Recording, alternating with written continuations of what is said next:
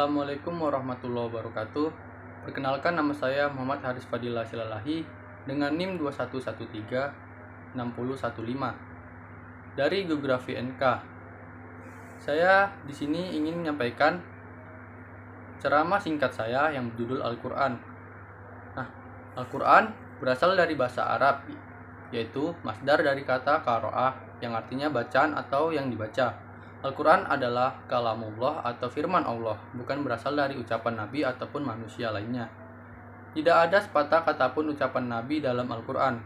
Al-Quran diturunkan kepada Nabi Muhammad SAW pada tahun 611 Masehi melalui perantara malaikat Jibril secara berangsur-angsur selama 22 tahun, 2 bulan, 22 hari. Sejak masa diturunkannya Al-Quran, para sahabat Nabi menghafal dan menulis, kemudian dikumpulkan dalam satu mashaf yang seluruhnya berisi 6.236 ayat atau 114 surah.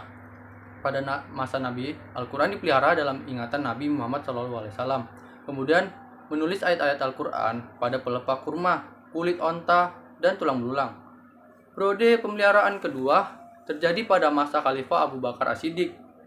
Atas saran Umar bin Khattab, Abu Bakar memerintahkan Zaid bin Sabit untuk mengumpulkan dan memeriksa kembali ayat-ayat Al-Quran yang pernah terkumpulkan.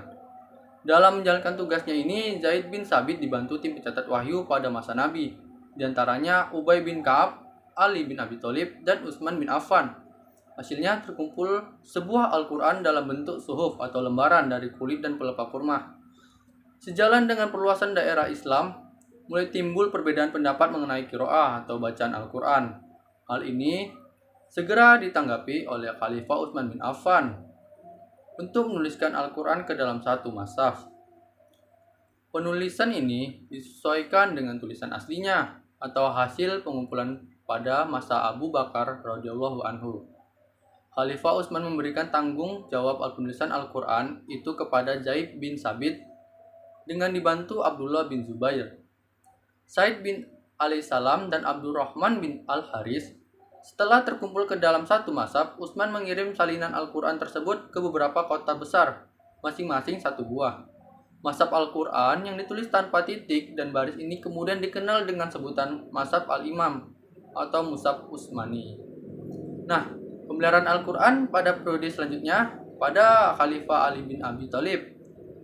Pada pemeliharaan ini dapat disebut sebagai periode penyempurnaan, karena Mushaf Utsmani tidak memakai tanda baca titik dan syakal, karena semata-mata didasarkan pada watak pembawa orang-orang Arab yang masih murni, sehingga mereka tidak memerlukan syakal dengan harakat pemberian titik. Ketika bahasa Arab mulai mengalami kerusakan karena banyaknya percampuran atau dengan bahasa non-Arab, maka para penguasa merasa pentingnya ada perbaikan. Perbaikan ini penulis muhasab dengan syakal, titik, dan lain-lain yang dapat membantu pembacaan yang benar.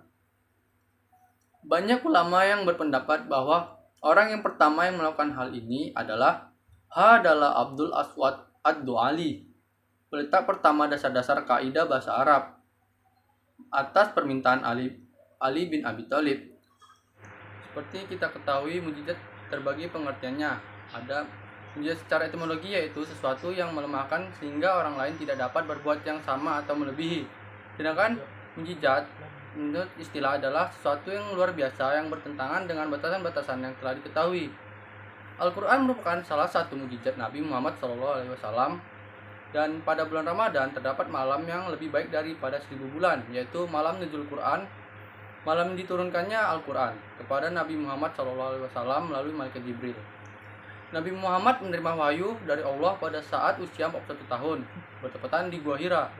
Allah juga telah meriwayatkan nuzul Quran sebagaimana yang telah tertulis pada Al-Quran, surah Al-Baqarah ayat 185, yang artinya bulan Ramadan, bulan yang dipadanya diturunkan permulaan Al-Quran sebagai petunjuk bagi umat manusia, dan penjelasan-penjelasan mengenai petunjuk itu, dan pembeda antara yang hak dan yang batil.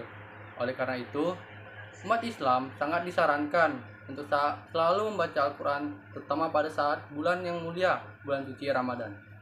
Mungkin hanya itu yang bisa saya sampaikan. Kurang dan lebihnya saya mohon maaf.